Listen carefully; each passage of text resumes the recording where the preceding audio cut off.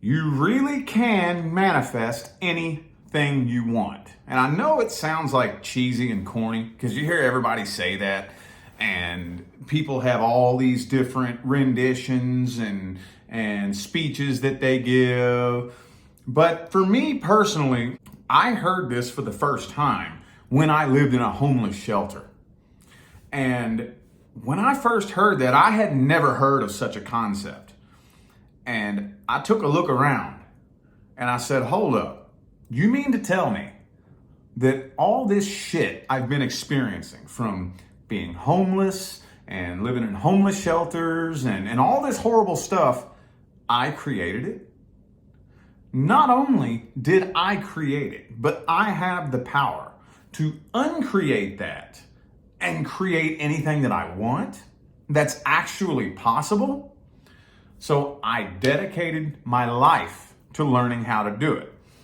And since I did this, I have been working very diligently on figuring out the best way to explain it so that people who actually want to learn it can grasp onto it and really understand. I would have to say that there is one very important key element that cannot be missing from the equation. Now, this key element is not the end all be all, and it's not going to make it happen necessarily, but it cannot be missing. And that is the belief that it is possible. If you don't really believe that whatever it is that you want is possible, it won't be. It straight up won't be. It will not. It's not going to happen. I don't care what it is that you want. I don't care if you want to be a 7-figure-a-year earner, or if you just want to be in a relationship that aligns with your highest good, or even if you just want to make a living doing something that you actually love. If you don't believe it's possible, it is not going to happen. So for those of you who are just kind of hanging around waiting with your fingers crossed and you don't really truly believe it's going to happen for you, you may as well hang it up. It's never going to happen. Ever. Ever.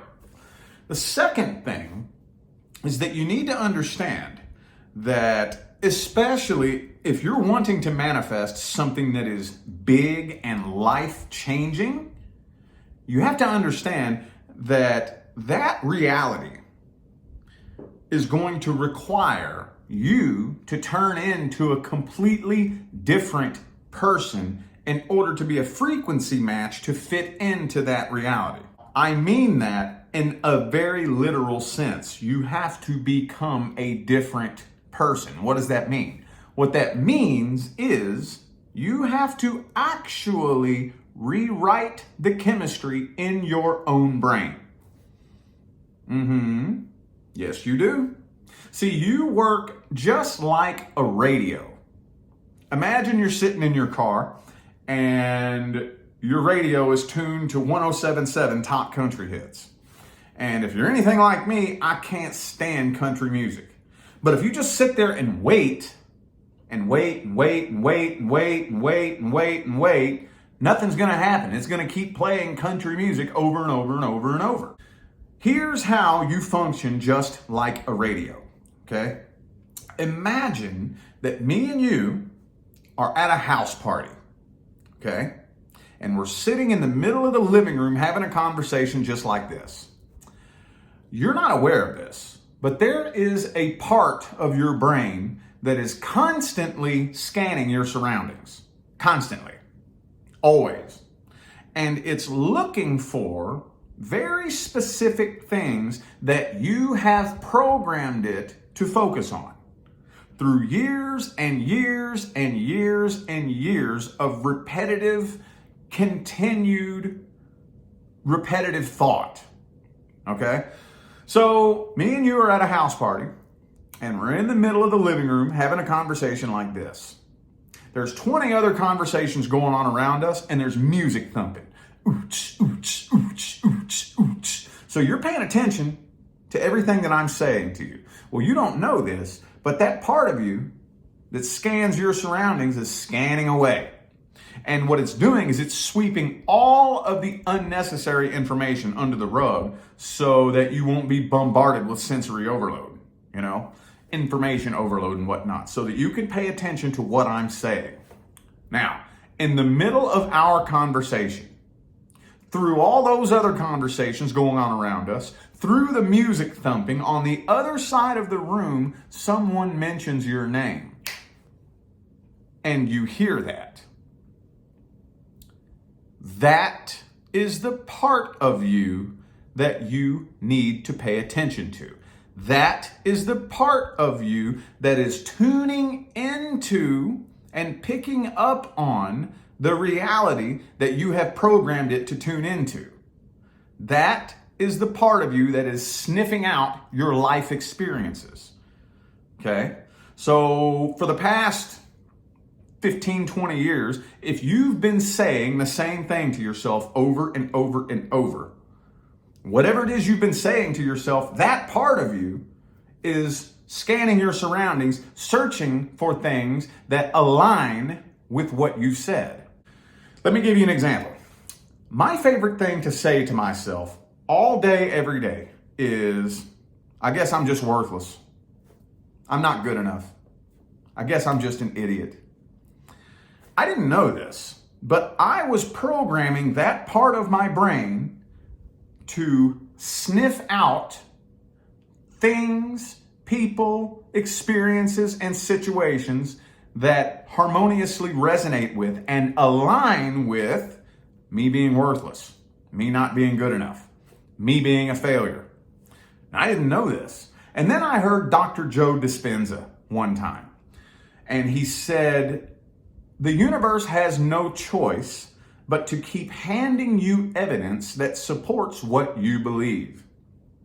And the only thing a belief is a thought that you think over and over and over and over until it burns itself into your subconscious mind and runs all by itself on autopilot, just like a computer program.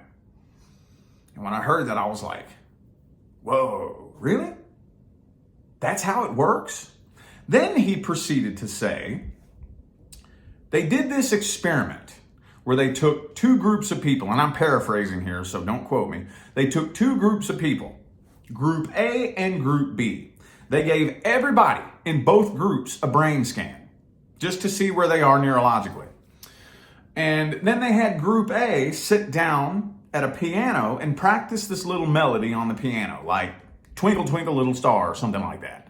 And they did this on a very strict schedule for like 8 weeks, okay? Then after the 8-week period was up, everybody in Group A got another brain scan, and they could actually see the new connections that formed in their brains from repetitively sitting down and practicing this little melody. Now, Group B never touched a piano. They had Group B sit down and think about practicing the melody. Same schedule, same everything, but they never touched a piano. At the end of the 8 weeks, they gave everybody in Group B a brain scan, and the exact same new connections formed in the brains of the people who used thought alone as in the brains of the people who physically sat down and touched a piano. What does this indicate to you? This indicates to me that our thoughts run on the same operating system that governs any habit we form or break. So when I heard that, I was like, whoa, is that really how it works? All right, watch me. So I started telling myself I am successful. And it felt real weird and uncomfortable. Because at the time, I was working a minimum wage job at this rinky-dink little rundown car wash, and I would look around, I'm like, I make minimum wage. I don't even really know if I'm gonna make enough money to eat dinner tonight. I look down, I'm wearing ratty, torn up, dirty clothes, didn't even own a washing machine. I had to wash my clothes by hand in the bathtub with shampoo. So, needless to say, telling myself I am successful was extremely uncomfortable. But I remembered what I heard Dr. Joe Dispenza say. You have to think this thought over and over and over and over until it burns itself into your subconscious mind and runs all by itself on autopilot, just like a computer program. So I started saying it to myself all day, every day. I am successful. I am successful. I am successful. I am successful. And I'm going to tell you what, this would give me panic attacks. This would give me migraines. It would make me feel weird and strange and uncomfortable. But I kept doing it all day, every day. About 6 months, 8 months later, somewhere in there, I'm at work, washing a car with a scrub brush, and I stopped in the middle of what I was doing and I went, whoa. That thought, I am successful, has been running underneath of my conscious awareness all day. And I haven't even put any conscious thought into it. Whoa. Now that I think about it, it's been running underneath my conscious awareness all week. Whoa. And now that I really, really, really think about it, I believe it. I can smell success right around the corner. Are you serious? Cool. Right on. And at that moment, I realized my reality was beginning to transform. Okay? So this is what we have to understand. You have the ability to change the chemistry of your own brain with thought alone. Now, knowing that that's how it works, and knowing that that is your key to manifesting anything you want, why would you not? See what I'm saying? I guess it's the same reason why there's a lot of people out there who look down at their body and they don't like what they see, and they know that the key is diet and exercise, but they still don't want to do that. It's the exact same operating system. I'll never forget when I first started going to the gym in July of 2020. I had ballooned out to almost 300 pounds, and I know what I got to do. And I started going to the gym.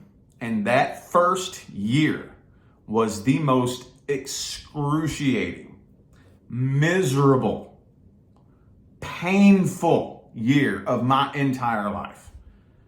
It was worse than being homeless in the wintertime. It was worse than having to dive in dumpsters to try to find a half-eaten sandwich. It was the worst thing I ever put myself through in my life. But I knew that what I'm doing is I'm rewriting new connections in my brain. And eventually, this will become my new norm. Now, it's my new norm. That's just what I do. I go to the gym, run at least 2 miles a day, lift weights, bench press, do squats. It's just what I do because I had to wire it into my brain. I run no less than 1 mile, 2 miles a day. Every day. Running was my worst fear. I couldn't run a 1/4 mile without being out of breath. I refused to run. If it saved my life, I would die. I refused to run. I never ran. Now, it's my new norm. I have to run every day or I feel like I'm having withdrawals. See what I'm saying? It's the exact same operating system in here. The exact same one that forms any habit you have. After repetitive, consistent, repetitive thought control over an extended period of time, your brain will start thinking those thoughts on its own. By default, without you having to put conscious effort into it. If you know that is what is standing in between you and the life of your dreams, why would you not? Now, is that the end all be all? No. No, that's not the end all be all, but that right there will take you half, if not 3/4 of the way up the mountain. It's a never-ending process. It's a never-ending process. When you get on the manifestation path, and even I fell for this. I fell for this too. That when we get to the top of the mountain, we're going to bust through the finish line and I have arrived. And then we're just going to kick our feet back and live comfortably, happily ever after. I bought into that too. That's not the way it works. Because as soon as you get to the top of your first mountain, you're going to make it up through the clouds, and then guess what else is visible? Another mountain that you can't even see the top of. And you're going to get real bored real quick at the top of that first mountain. Then you got to start climbing another mountain. Guess what? You get to the top of that, the clouds start to fade, you see yet another mountain. And then you start to realize that it's not really the top of the mountain that makes life worth living. It's the process of climbing the mountain. See what I'm saying? And this is what allows us to keep growing, evolving, and spiritually transforming. Okay? All right. Well, I know at least one person needed to hear that. And as long as one person takes one thing that they heard me say and uses it to totally transform their life, then my job is complete. I'm out of here now, y'all. I wish you love, luck, light, and prosperity on your journey. Y'all stay blessed.